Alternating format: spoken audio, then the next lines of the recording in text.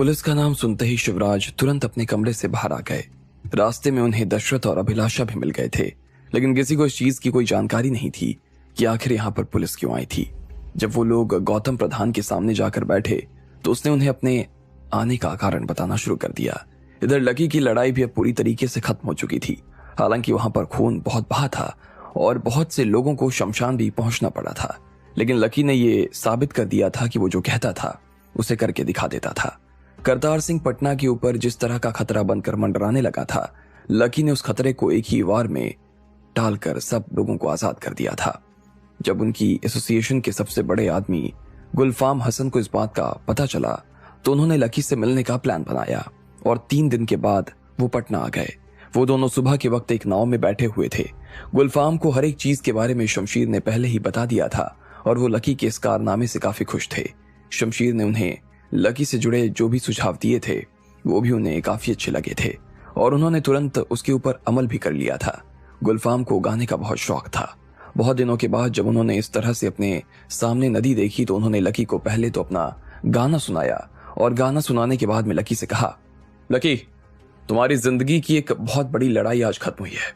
तुमने इस लड़ाई में उस इतिहास को उखाड़ दिया है जिसके बोझ तले हम सदियों से दबे हुए थे। मुझे तुम्हारा ये काम बहुत अच्छा लगा। अब मुझे लग रहा है कि तुम्हारे होने की वजह से हमारे दिन ठीक हो जाएंगे। लेकिन एक चीज पर तुमने ध्यान दिया। मैं जब पटना आया और लोगों से इस लड़ाई के बारे में बात की तो उनमें से कोई भी इस बारे में कोई जानकारी जानता नहीं था। इसका मतलब ये हुआ कि तुम अभी फेमस नहीं हुए हो। पहले तो मुझे समझ नहीं आया कि ऐसा क्यों नहीं हुआ। इतना बड़ा काम करने के बाद तो आदमी का नाम रातों रात बड़ा हो जाता है, लेकिन तुम्हारा नाम तो किसी की जुबान पर नहीं था, गुलफाम ने कहा और लकी की तरफ देखने लगे। वो मुस्कुराते हुए लकी से जवाब की उम्मीद कर रहे थे, लेकिन खुद लकी के पास भी इस बात का कोई जवाब नहीं था। जब उन्होंने देखा कि लकी इस बारे में कुछ नहीं कह रहा था तो उन्होंने कहा, तुमने जिस आदमी को मारा है ना, वो अपने यहाँ का बहुत बड़ा नाम था। उसके नाम की तो धाक थी यहाँ। इसलिए जैसे ही वहां के लोगों को और सरकार को इस बारे में पता चला तो उन्होंने तुरंत ही उसकी मौत की खबर को दबाना शुरू कर दिया। उन्होंने ये तो कहा कि करतार सिंह मारा गया, लेकिन उन्होंने ये नहीं कहा कि उसे लकी ने मारा है। उन्होंने ये बहाना दिया कि करतार सिंह को लड़ते लड़ते अचानक हार्ट अटैक आ गया या फिर उसके ऊपर किसी भूत का साया मंडराने लगा था और उसने खुद ही अपनी जान ले ली। जैसे ही गुलफाम ने ये कहा तो लकी और गुलफाम दोनों को हंसी आ गई। सरकार उसके बारे में जो खबर फैला रही थी लोग उसे मान भी रहे थे। इसके अलावा तुमने देखा कि मैंने हरावत को बाहर खड़ा कर दिया है, लेकिन इसका मतलब ये नहीं कि वो वापस नहीं आएगा। उन लोगों ने अपनी तरफ से लड़ाई को रोकने की पूरी कोशिश की थी, अपने फायदे के लिए नहीं, एसोसिएशन के फायदे के लिए। हरावत तुमसे कितनी नफरत करता है ये बात तुम्हारी आंखों से छिपी नहीं है, इसलिए उसने तुम्हारी जीत की खबर को लोगों के बीच में फैलने ही नहीं दिया। भले ही वो आदमी तुमसे नफरत करता हो और वो अच्छा नहीं हो, लेकिन फिर भी उसको ये पता है कि मीडिया कैसे काम करती है और लोगों के बीच में कब किस बात को कैसे फैलाना है, इसलिए भी वो तुम्हें फेमस नहीं होने देना चाहता है। लकी गुलफाम की बात को बहुत ध्यान से सुन रहा था। उसे ऐसा लग रहा था कि गुलफाम के पास में काफी अनुभव था और वो सारे लोगों की एक एक नस के बारे में अच्छी तरीके से जानता था। और तीसरी और सबसे जरूरी बात वो ये है कि मैं खुद भी नहीं चाहता कि तुम एकदम से लोगों की नजर में आ जाओ। तुम समझ रहे हो ना कि मैं क्या कहना चाहता हूं? गुलफाम ने हंसते हुए पूछा। लकी उसकी बात का इशारा समझ गया और वो भी मुस्कुरा दिया। बात ऐसी है कि अक्सर जो सबसे अच्छे पेड़ होते हैं उन्हें सबसे पहले काटा जाता है, गुलफाम ने कहा। उसे पता था कि लकी की लड़ाई से जुड़े हुए बहुत सारे वीडियो बाजार में आने लगे थे, लेकिन इसलिए गुलफाम ने उन्हें धीरे धीरे गायब करवाना भी शुरू कर दिया था ताकि लकी लोगों की यादों से गायब हो जाए। उसे अपनी जिंदगी में बहुत बड़े बड़े काम करने थे और अगर इतनी जल्दी लोगों की वो नजर में आ जाता तो शायद वो इन कामों को कभी नहीं कर पाता। खुद गुलफाम को भी विश्वास नहीं हो रहा था कि उसे अपनी जिंदगी में लकी जैसा कोई मिल सकता था।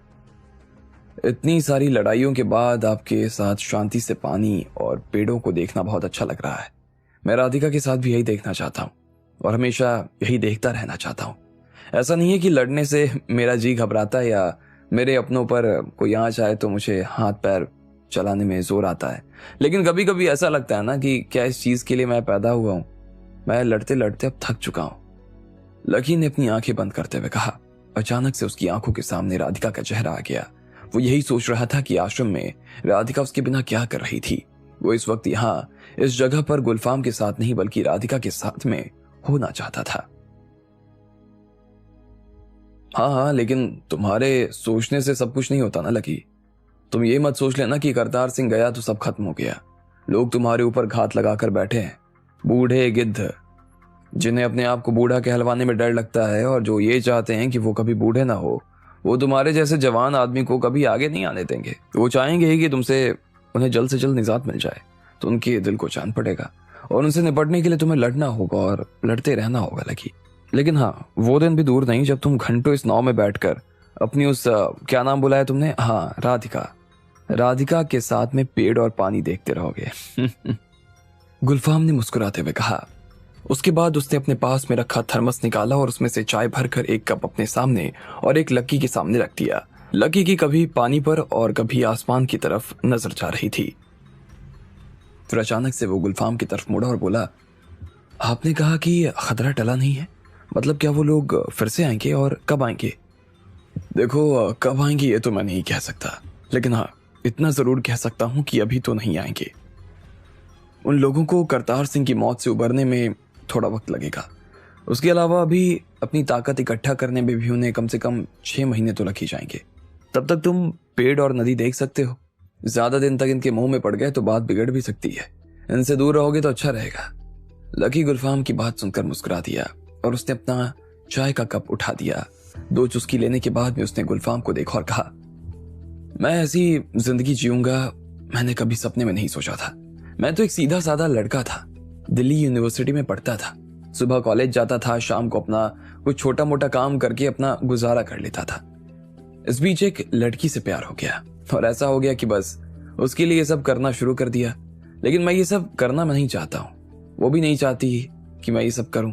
हम दोनों का सपना है कि एक छोटी सी नौकरी हो, एक छोटा सा घर हो और हम दोनों उसमें एक दूसरे के साथ शांति से जिएं।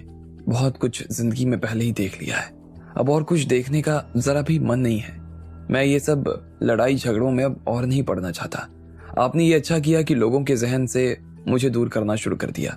वो मुझे भूलना शुरू कर देंगे तो मुझे भी खुद के स्वरूप को भूलने में आसानी होगी। लकी ने कहा और फिर से एक चुस्की लेकर गुलफाम की तरफ देखने लगा। वो गुलफाम से एक दोस्त के नाते बात कर रहा था।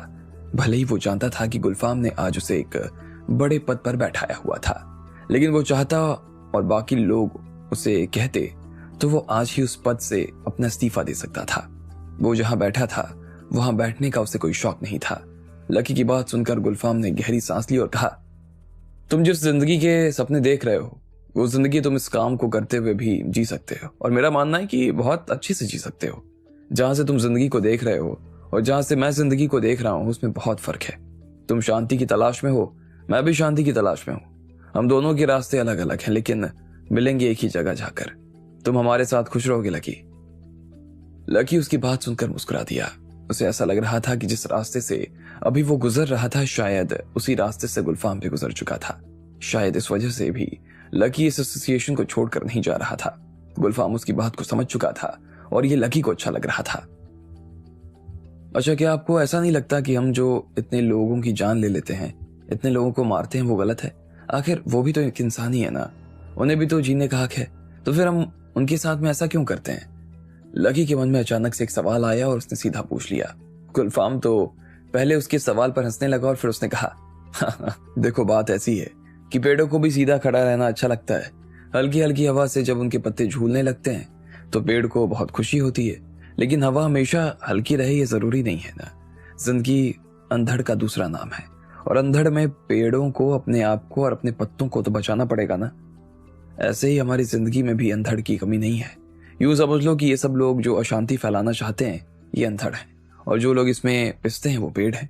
लेकिन हम क्या हैं? हम पेड़ की जड़ हैं। पेड़ को टिकाए रखना जड़ का काम है। इसलिए हमें ना चाहते हुए भी मिट्टी में अपना जो पकड़ है ना उसे बनाए रखने के लिए मिट्टी को कसना पड़ता है, अंधड़ से निपटना पड़ता है। अगर हम ये ना करें तो हमारा जड़ होने का फायदा क्या है? गुलफाम ने कहा। लकी को अपनी जिंदगी में कभी इस तरह की बातें किसी से नहीं सुनने को मिली थी। उसे गुलफाम के साथ में बात करके सच में बड़ा मजा आ रहा था, लेकिन उसे पता नहीं था कि वो उसकी जिंदगी में और एक अंधड़ आना शुरू हो चुका था। जब लकी उधर आराम से चाय के मजे ले रहा था तब प्रधान घबराहट के मारे 2 गिलास पानी पी चुका था। काफी देर तक उसे समझ नहीं आ रहा था कि उसे बात कैसे और कहां से शुरू करनी चाहिए। शिवराज की आंखें उसके मुंह के खुलने का बेसब्री से इंतजार कर रही थी। आखिर में जब उससे रहा नहीं गया तो प्रधान ने अपना गला साफ किया और कहा, शिवराज जी, बात ऐसी है कि हम यहाँ पर आपके घर के एक लड़के के खिलाफ वारंट लेकर आए। केस ही कुछ ऐसा है कि इसमें बेल नहीं मिल सकती, वरना मैं आपको फोन करके सारी बात कर लेता और वकील से बेल भी करवा देता। ऐसा कौन है? शिवराज ने कहा। बाकी सब लोग भी उस केस को सुनने के लिए बेताब हो गए थे। असल में कुछ दिनों पहले एक लड़की ने दिल्ली के किसी थाने में आकर आपके घर के एक लड़के के खिलाफ रिपोर्ट लिखवाई थी। रिपोर्ट में उसने लिखा है कि उस लड़के ने उस लड़की के साथ में जबरदस्ती करने की कोशिश की। थानेदार को लगा कि वो खुद ही उस लड़की से बात करके मामला सुलझा लेगा, लेकिन अगले दिन से बहुत सारे थाने में उसी आदमी के खिलाफ अलग अलग लड़कियों ने रिपोर्ट करनी शुरू कर दी। मामला जब उन लोगों के हाथ से बाहर जाने लगा तो उन्होंने पूरा केस मुझे बताया और फिर मिनिस्ट्री से भी प्रेशर आने लगा, इसलिए मुझे आना पड़ा, प्रधान ने कहा। यह बात सुनकर सब लोग हैरान हो गए। उनके घर के लड़के पर इस तरह का इल्जाम। लेकिन वो लड़का है कौन? शिवराज ने पूछा। प्रधान ने एक पल के लिए उन्हें देखा और फिर अपनी नजर नीचे कर ली। आखिर कौन था वो लड़का? किससे गिरफ्तार करने आई थी पुलिस? आपको क्या लगता है? क्या होंगे इन सभी सवालों के जवाब? कमेंट बॉक्स में कमेंट करके हमें जरूर बताएं। और सभी सवालों के जवाब को जानने के लिए सुनते रहिए इंस्टाबिली सिर्फ पॉकेट एफएम पर।